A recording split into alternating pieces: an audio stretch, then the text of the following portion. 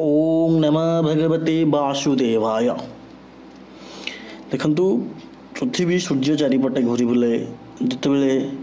Solar system जो चंद्र लुचि जाए अर्थात चंद्र अंधार हो जाए बिल्कुल तो दिन से साइंटिफिक वे से चंद्र ग्रहण कहता आम ज्योतिष शास्त्र अनुसार चंद्र ग्रहण को राहुग्रस्त चंद्र ग्रहण तो या शास्त्र अनुसार बहुत अशुभ माना जाए। तो एबे जो सेप्टेम्बर 7 राहुग्रस्त चंद्र ग्रहण पड़ुची ब्लड मून एटा बिल्कुल बिल्कुल पूरा लाल हो एटा तो एटा एक शुभ संकेत बोले के आम ज्योतिष शास्त्र ना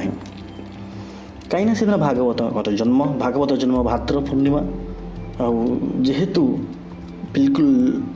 ब्लड मून एटा तो ओडिशा रे निश्चिंत भाग रे यार प्रभाव पड़िबो। तो ग्रहण जो आरंभ होची पाकछाड़ नीति देवनीति ये सब निश्चित बंद हम। तो 7 सेप्टेम्बर राहुग्रस्त चंद्रग्रहण हेतु हांडी छाड़ 7 सेप्टेम्बर 2025 दिबा 12:57 पूर्व हांडी छाड़ हम 12:57 पूर्व हांडी छाड़ हम ता पर दिन ब्राह्म मुहूर्त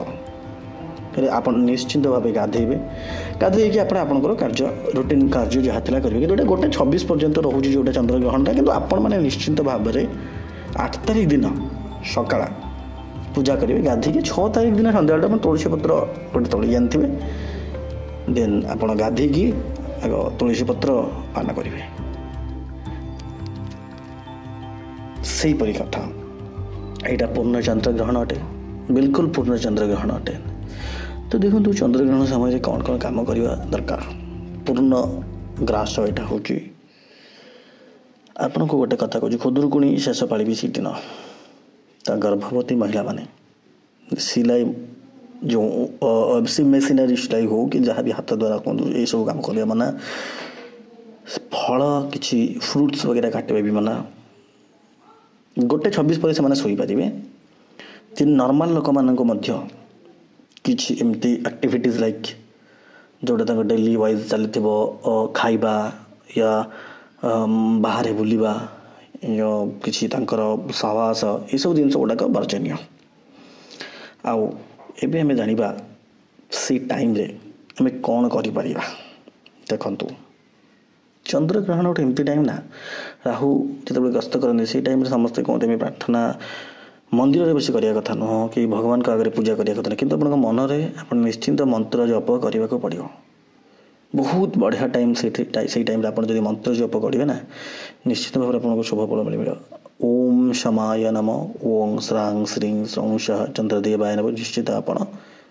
मंत्र पाठ करूँ देखिए यार सुपरिणाम बहुत आपन को पड़ो। आम भी जाना कौ कौ राशि यहाँ केमिका फल ये जो कुंभ राशि यहाँ हूँ चंद्रग्रहण देन यार प्रभावटा केमती देखु मेष राशि भल रहा निश्चिंत भाव में वृषभ राशि यहाँ मिश्रित फल मिथुन राशि ठीक ठाक सब फल मिल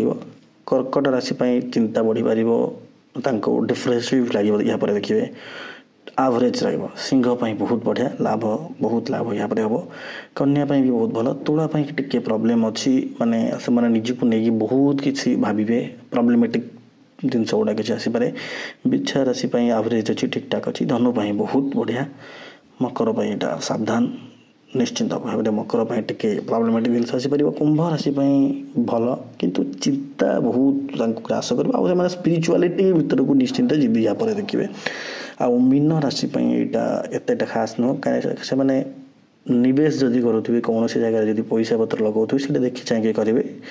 कहीं जो ट्रांजिशन हो प्रोब्लेमेटिक जिनस क्रिएट हम या से निजर जो माइंड सेट टाक ठीक से कर पारती। शेष में गोटे कथा कहूँ यही जो चंद्र ग्रहण हो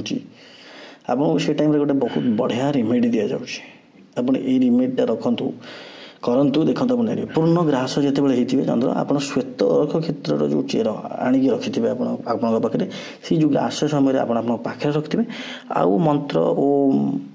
सोमाय नम मंत्र जप करेंगे चंद्रंकर विजय मंत्र जप करेंगे हनुमान चालीसा पाठ करेंगे महादेव नाम जप करेंगे मृत्युंजय मंत्र जहाँ भी जप करेंगे देखिए आपणकर जो लाइफटा या पर बिल्कुल डिफरेंट बाड़ को गति कर कहीं जो आशीर्वाद मिले यहाँ गोटे ब्लेसिंग फ्रॉम प्लैनेट आउ देखिए आप नेगेटिव इफेक्ट जी पड़ता ये जो चंद्रग्रहण द्वारा बिल्कुल यहाँ हटिज जय जगन्नाथ।